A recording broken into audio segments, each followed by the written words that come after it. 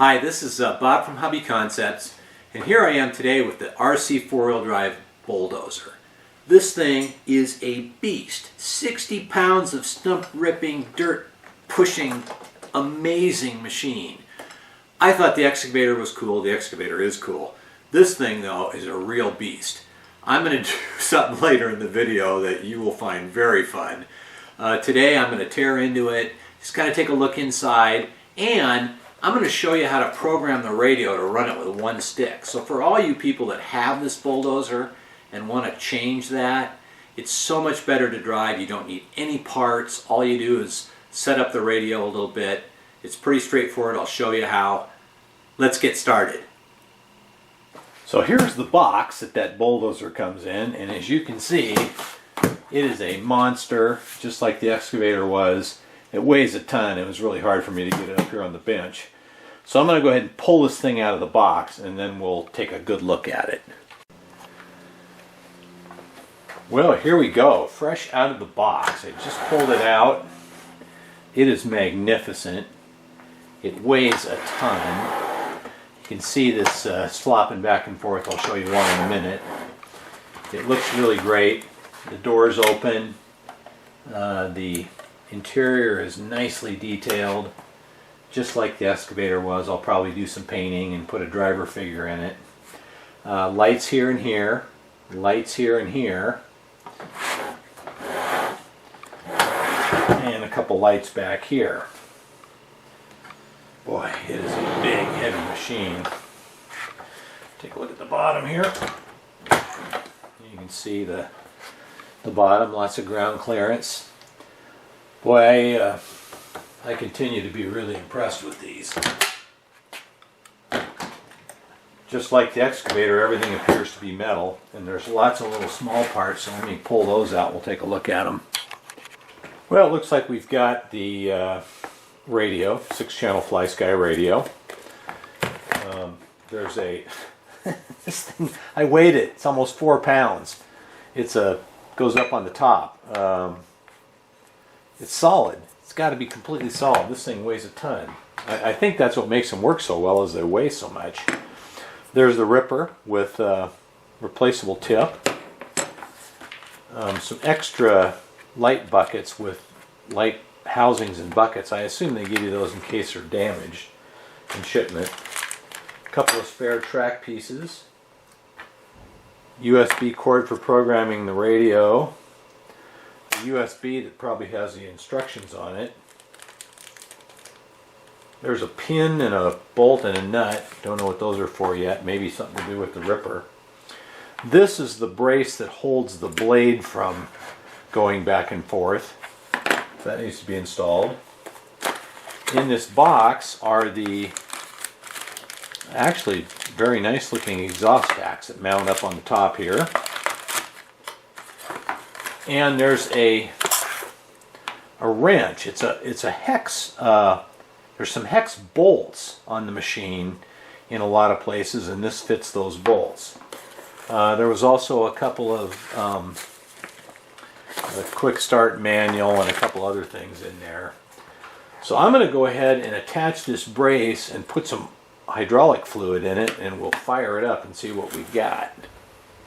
I just want to show how this brace goes in. It's threaded so you can adjust the length, and there's a ball stud right here and another one on the blade, and then the blade just locks into it, and then the cap goes over the top to hold it. So you can adjust it lengthwise. So I'm going to spend a few minutes just making sure I have this thing completely lined up the way I want it, and then bolt that together. So for access into this, this just opens up to be able to put a battery in and out. But there was a screw right here on each side, and a screw right in here on each side. And when you remove those, you can then pull out this engine grating, and you can just lift up the cab, and it just lifts right off.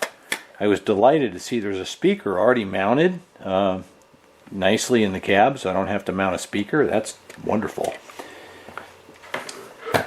And then down inside here, I don't know how good of a look you can get. I'll reposition the camera because it's worth looking at. So down inside there's a 10-channel receiver, 2 speed controls for brush motors. Back here are the two 55-turn brushed motors for the drive system. There's a speed control for the pump motor, which is a brushless pump motor underneath here. And then the battery just kind of slides back and sits on top of this, so I'll be able to mount my sound unit down in here. It's very tight inside, and it's very hard to get a battery in and out. So I'm going to leave it in this position while I do my initial tests. Well, I filled it with oil, which was actually a huge job because it's a little tiny tube, and it just took forever to drip the oil in, run the hydraulics, drip some more in. But I finally got it full. The excavator was a big tube. You could just pour it in. So that was a little bit of a pain. Everything else in the Dozer looks really nice. The excavator was probably a little more elegant. This is a little more brutish. One thing I've noticed is that these components, the speed controls and receiver, the battery just sits on top of them, kind of tucks in there. And it's a real tight fit, but underneath this plate there's a ton of room. So I'm going to investigate moving these 3 things to the bottom of the plate, which would make a much nicer battery installation. But I'll do that later. Right now I want to work on the programming. So, got it running, and here's how it works. We've got forward and reverse on each track. So, forward, reverse. Forward, reverse. Now, you'd think that'd be a great way to drive a bulldozer, but it's really not. And so I'm going to change that.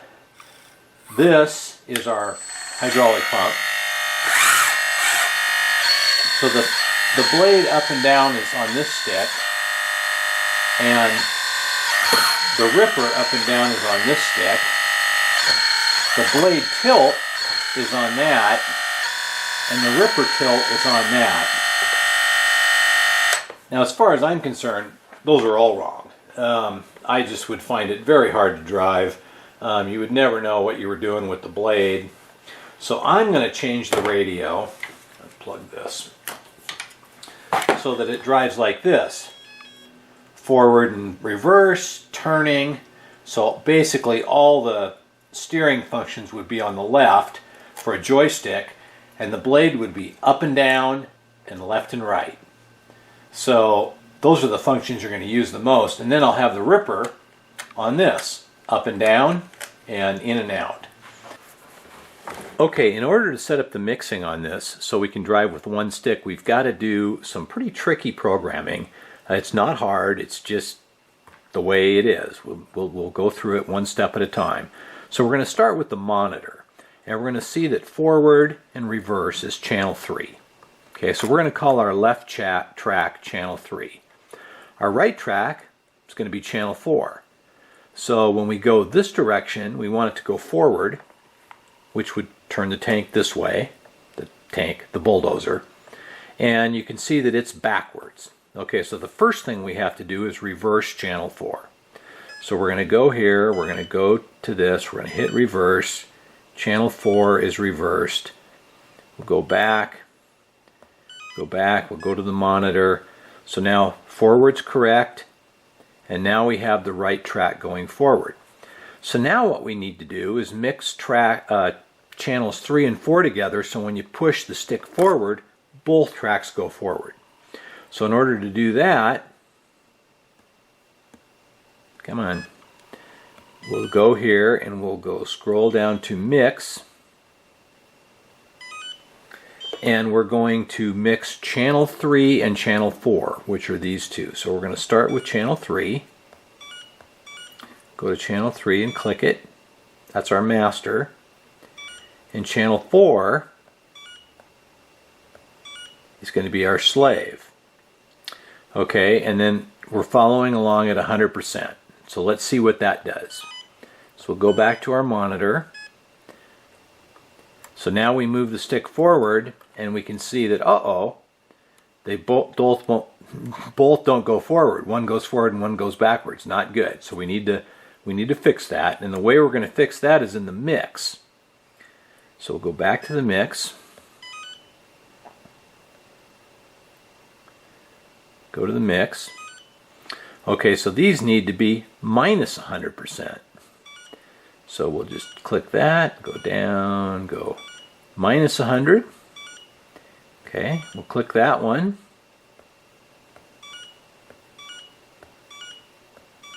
Minus 100.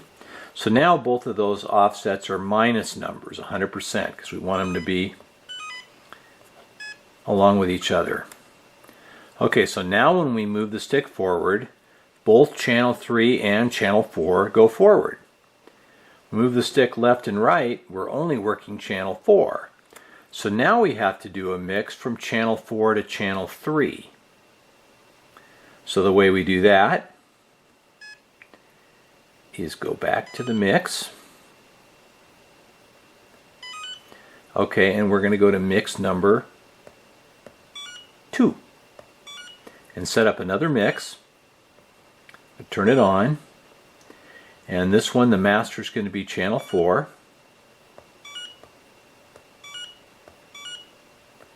And the slave will be channel 3. Okay, now these are set to 50% positive and negative. We don't have to worry about that right now. We're going to go back to the menu and we'll see what that does. So now you can see perfect. We go this direction, the right track goes forward, the left track goes backwards, which is basically a pivot. We just need to increase that to 100% so they match each other. So now we're going to go to the mix number 2, and we're going to set those to 100%, and those are both positive. 100%.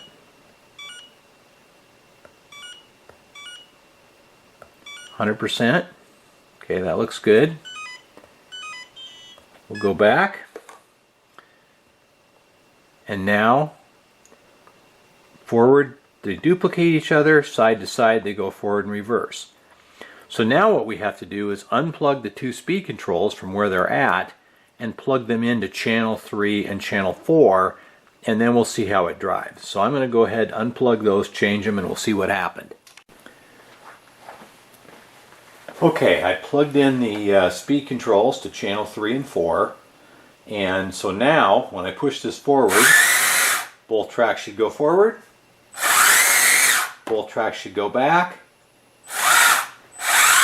pivot. The nice thing about that is you can go forward and make a sweeping turn.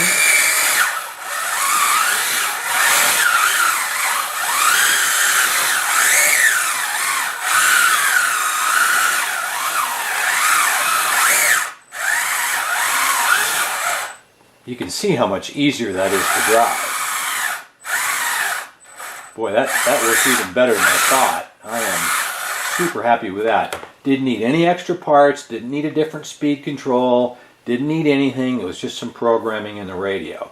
So now what I'm going to do is move the blade over so that this is up, airplane guy, back for up, forward for down, left and right on the bucket.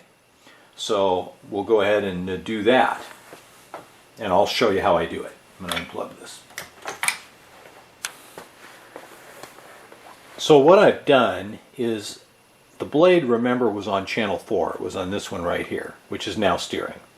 So I unplugged it from channel 4 on the receiver and plugged it in to channel 2, which is up and down on this stick. And I used the monitor. Go back to the monitor here, come on, to see, this was remember the tilting on the blade, and that shows it's on channel 9. So I unplugged the tilting from channel 9 and plugged it in to channel 1. So now, when I flip this on, I have my blade up and my blade down, and my blade left and right. So much easier to operate the blade on one stick and the driving on one stick. It just makes it a ton easier to operate. So the next thing then is to move my ripper. I'm going to move the ripper to these two controls right here. Now actually, this is the ripper in and out already. That's channel 10, I'm going to leave it. So I'll just plug the ripper that I unplugged into channel 9, which is this one, and that should give me my ripper control. So I'll go ahead and do that. Okay, I made that change. Basically plugged the ripper into channels 9 and 10. So fire that up. My ripper in and out, up and down.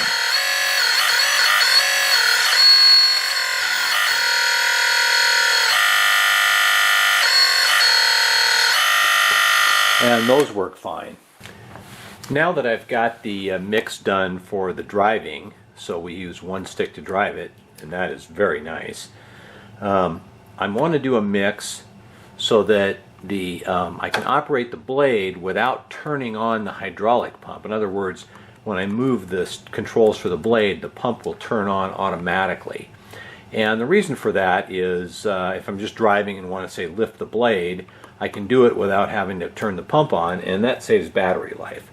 So what I want to do then is, we'll go to our display, is I want to mix channel 2, which is the blade up and down, and channel 1, which is the blade right and left, to turn on channel 5, which is our pump. So we'll go back to the mixes. Go to mix here. Whoops. My fingers are so fat. Okay. So we've already got mix number 1 and 2 used. So we're going to go to mix 3, and we're going to turn it on, and we're going to mix channel 1. Actually, we'll start with channel 2, which is this one right here, up and down. So we're going to start with channel 2, which will be our master. Okay, and we're going to channel 2.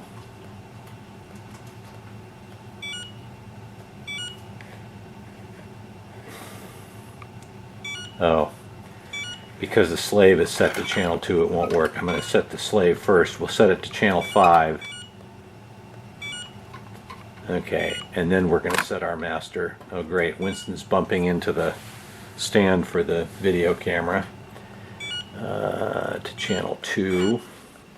Okay, so we're going to mix channel 2 to channel 5. And right now those are set at a 50% offset. So let's see what that looks like.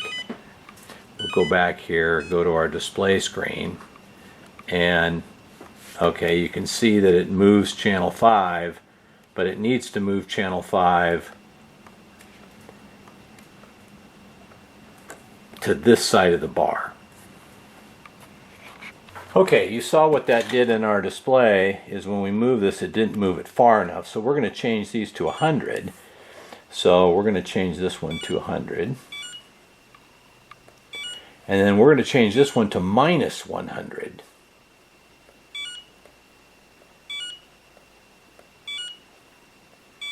Because we want the bar to move the same direction whether this goes up or down. So now we'll go back to our menu, and now when we move this up or down, the bar goes away. So I don't think I can do a mix. Let's take a look. I don't think with this radio I can do a mix that goes more than 100. Let's see here.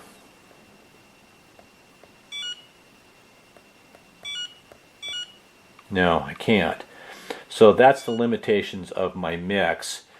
But that still is going to operate the blade. So now we're going to do the same thing for mix number 4. But what we're going to turn it on, and our master is now going to be channel 1, and our slave is going to be channel 5, which is the pump motor. Okay, and then we're going to go plus 100 and minus 100.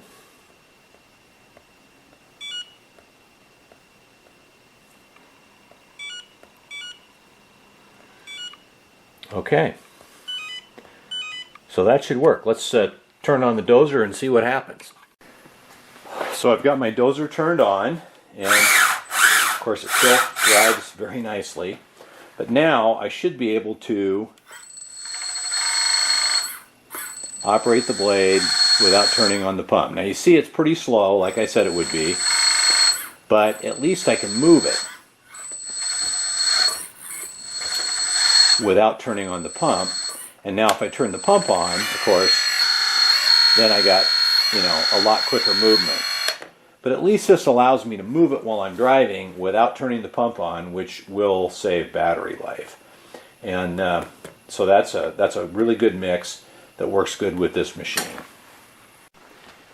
While I'm talking about the mixes and the travel and everything, it's probably good to note, let's take a look at the monitor, that the pump switch goes just a little bit, doesn't go all the way. So they're not even turning the pump on full power, which probably doesn't need full power. Obviously, the more power you put into it, the faster the blade moves, and it moves quick enough. But in order to see what that is, we'll go to the probably the travel. Let's see here. Maybe the endpoints. Yeah, it's on the endpoints here. You can see it came pre-selected at 40% for channel 5. So that's just if you wanted to go, you wanted it to move faster, you could change that to 50%. If you wanted to move slower, you could change that to 30%. But that's how those endpoints work in relation to the hydraulic pump. There's the ripper, and it just slides in and a pin goes through, and I just held it on with a body clip. And you can see that I tied a piece of paracord to the back of this. And the reason for that is I've always wanted to try this. I'm going to take it out and tie it to my wife's car and see if we can pull it. So we'll go give that a try and see how it works. Okay, so here we have Lori's Subaru Crosstrek, and it's got Lori and Winston in it. And according to Subaru, it weighs 3,298 pounds plus passengers and fuel, and Winston, of course, is like 18 whopping pounds. So here we go. Let's see if we can move it. Okay, here we go. So we'll get this dozer going and get the Subaru, get the thing tightened up, and oh yeah, look at that. We're doing it. We're towing it. Woohoo! Awesome. Wow. So there you have it. The RC four-wheel drive Bulldozer, which is a beast of a machine. It's a little bit more, I don't know, animal than the excavator, which was probably a little more elegant. This thing is just a brute. And I really like it. It is really cool. I am going to do all kinds of videos on this in the future. I'm going to take my own personal one. I'm going to change the radio. But in the next video I do on this, I'm going to add lights. There's 2 lights here, 2 lights here, 2 lights here. There's 2 lights here, 2 in the back. And I'm going to put rotating beacons on it. So I'll show how to run all the wiring. In order to do that, I have to take a lot of this apart. And it'll be real interesting to look inside. It's quite complicated to take this apart. But we'll take a look at it and see what the insides look like and dig into it. So I'll add lights and sound in the next video. And then after that, I'm going to change radios and do a whole bunch of custom stuff that I think will be really interesting. So most of my videos will be working on it, not running it, even though we did sneak out and tow the Subaru. That was kind of cool. So there you go. Links in the description for the video. Please subscribe. Keep watching my channel. I appreciate all my viewers. And give me a thumbs up. There you go. RC four-wheel drive Bulldozer. Oh my word. See you next time.